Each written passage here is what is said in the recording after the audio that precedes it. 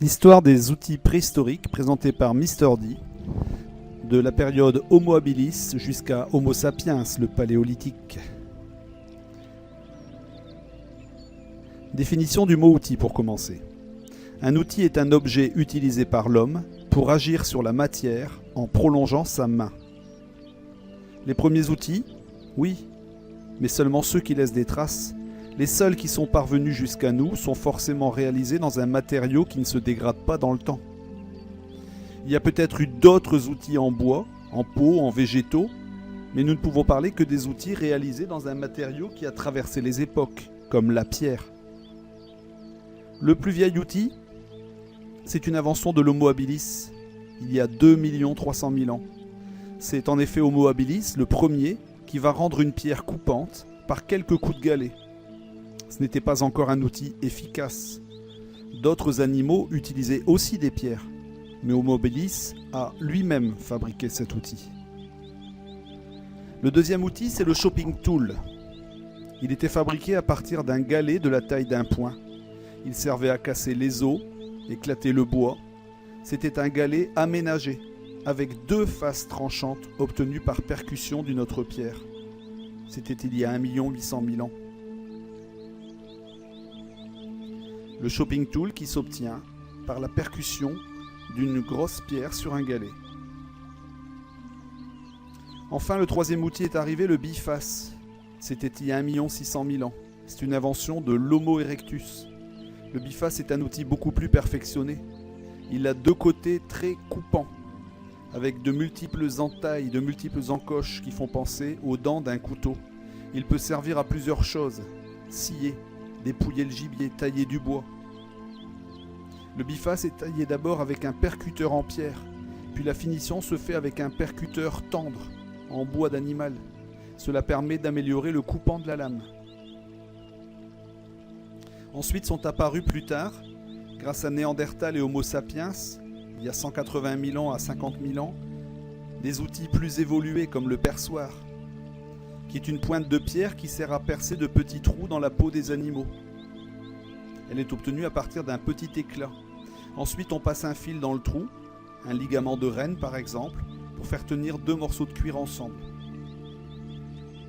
Utilisation du perçoir sur la peau. Le burin est une invention d'Homo sapiens il y a 100 000 ans. Il sert à creuser des sillons dans des bois de cerf, dans de l'os. Il permettait d'extraire des aiguilles.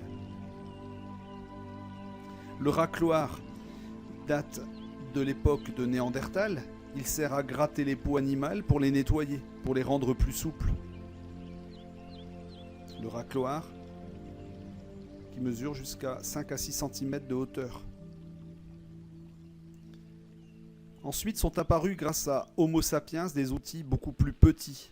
Enfin, Homo sapiens va se servir d'os pour réaliser des outils de plus en plus petits. Il abandonne la pierre, il se spécialise dans l'os, dans l'ivoire, les bois d'animaux. Ces nouveaux outils améliorent la vie quotidienne de l'homme. Ils sont spécialisés pour la pêche, pour la chasse, pour l'habillement, pour l'éclairage. On a ici l'exemple avec des harpons ou des propulseurs. C'est l'époque du paléolithique. Paléolithique, l'âge de pierre. L'extrémité d'un propulseur en ivoire. Homo sapiens, 35 000 ans avant Jésus-Christ. Des outils de plus en plus beaux. Les meilleurs outils qui vont améliorer la puissance, la force, qui vont permettre aux chasseurs de ne pas avoir besoin de s'approcher très près de l'animal chassé, de surprendre l'animal. Le propulseur est taillé soit dans du bois, soit dans de l'os. Il sert à prolonger le bras de l'homme. Et grâce à cela, il peut lancer sa lagaie au double de la distance habituelle. Voilà qui a permis à l'homme de chasser les gros animaux plus facilement, car il n'avait plus besoin de s'approcher tout près de l'animal.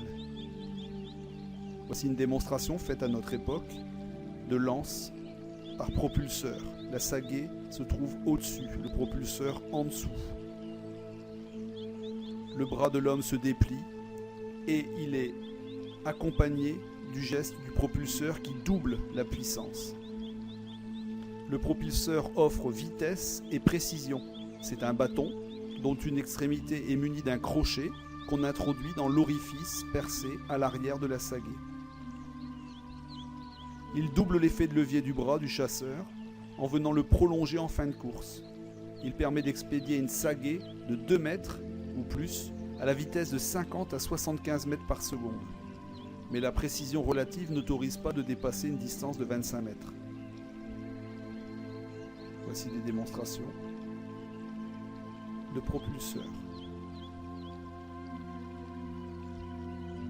Les outils de l'âge de la pierre taillée, celui qu'on appelle le paléolithique, le racloir, le biface, le harpon, le poignard en pierre. Ici on voit la technique pour fabriquer une pointe de sagaie. Cette pierre va être taillée, creusée, collée et ficelée sur l'extrémité de la sagaie. Des outils fabriqués par Homo sapiens, des aiguilles, des hameçons, des harpons, des perçoirs.